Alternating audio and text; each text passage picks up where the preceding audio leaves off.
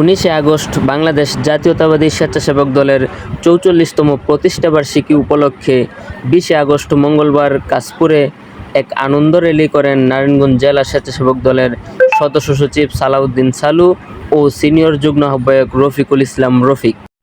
এ সময় সালাউদ্দিন সালু বলেন, দীর্ঘ 16টি বছর এই জালেম সরকারের জুলুম অত্যাচার এর শিকার হয়েছি আমরা।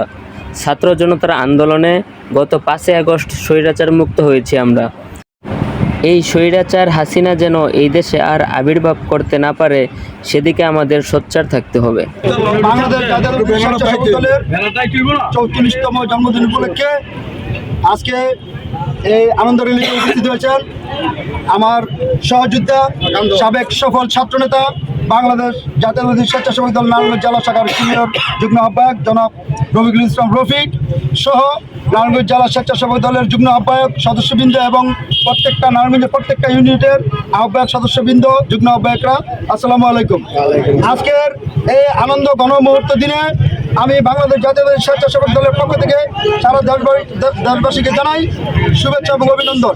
সেই সাথে আরেকটি কথা বলতে চাই, আপনারা দেখেছেন 1971 সালে যখন এদের স্বাধীন হয়েছিল, সেই স্বাধীনতা আজকে প্রায় 70 থেকে 70 বছর পর্যন্ত বিনষ্ট হয়ে গিয়েছিল।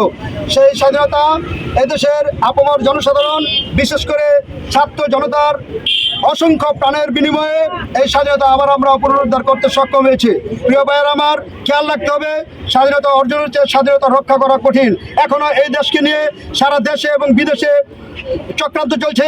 আমরা রাজপথে আছি, রাজপথে থাকবো এবং এই চক্রান্তকে যে কোনো মূল্যে মোকাবেলা করবো ইনশাআল্লাহ। কথা বলতে চাই, বাংলাদেশে সারা পৃথিবীতে সরকার পরিবর্তন হয়ে আপনারা লক্ষ্য করেছেন, একমাত্র বাংলাদেশে না সারা বিশ্বে যে সমস্ত স্বৈর শাসকরা বিদায় নিয়েছে, এদেশের গণ অভ্যুত্থানের মাধ্যমে যে হাসিনা বিদায় নিয়েছে, ঠিক তেমনিভাবে সারা বিশ্বে যারা বিদায় নিয়েছিল, প্রেসিডেন্ট সাদ্দাম হোসেন, হোসনি মোবারক এবং গাদ্দাফি তথা রিসেন্টলি যারা শ্রীলঙ্কাতে বিদায় নিয়েছেন, ঠিক তেমনিভাবে বাংলাদেশে এই স্বৈর শাসক হাসিনার পতন হয়েছে। আশ্চর্য বিষয়, শুধু হাসিনার নয়, বাংলাদেশের ইতিহাসে হাসিনার এমপি মন্ত্রী সহ তেমনকি প্রশাসনের তার চাটুকাররাও এই দেশ থেকে বিতাড়িত হয়েছে।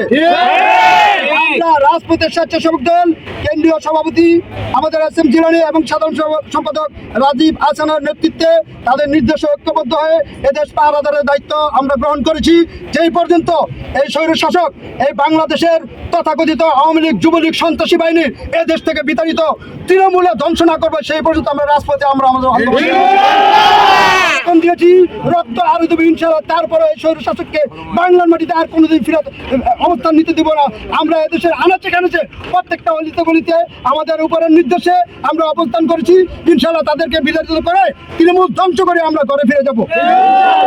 ধন্যবাদ এবং শুভেচ্ছা জানিয়ে আমি আমার স্বেচ্ছাসেবক দলের সংক্ষিপ্ত বক্তব্য এখানে শেষ করছি এবং নারায়ণগঞ্জ জেলা স্বেচ্ছাসেবক দলের বিভিন্ন ইউনিট থেকে যারা আগত হয়েছেন এই হুন্ডা শোভাযাত্রা এবং ব্যান্ড পার্টির সাথে আমাদের সাথে শোভাযাত্রা অংশগ্রহণ করছেন, সবাইকে স্বেচ্ছাসেবক দলের পক্ষ থেকে, রফিকুল ইসলাম রফিক ভাইয়ের পক্ষ থেকে ধন্যবাদ জানাই। এবং আরেকটি কথা বলতে চাই, আমাদের প্রিয় নেতা তারুণ্যের অহংকার, 20 কোটি মানুষের প্রাণের স্পন্দন তারেক রহমান বাংলাদেশে বিরল বেশে ফিরে আসবে এই প্রত্যাশা ব্যক্ত করি।